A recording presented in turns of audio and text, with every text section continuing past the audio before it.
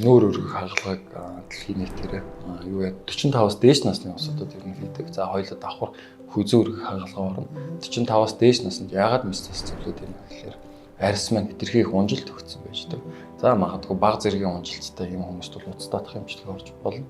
Гэхдээ 45-аас дээш насны 50 насны ийм усуд хамгийн зөв сонголт нь бол мистлийн арга байждаг.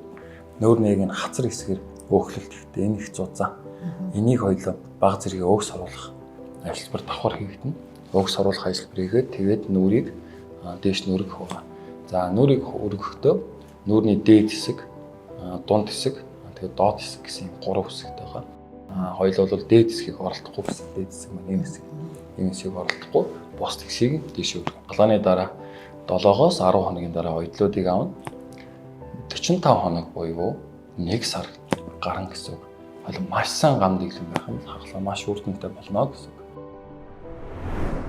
Миний арьс угаасаа айгүй тийм сул одоо их унжцсан арьс байсан. Миний одоо энэ арьсыг ингэж татаад энэ унжцсан арьс маань ингэж татаад тэгээд давхар ирүүгээ маань бас өөх юм сороод тэгээд давхар ирүүг болсон.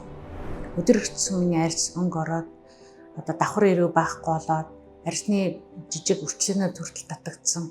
Сэтгэл маш өндөр байгаа.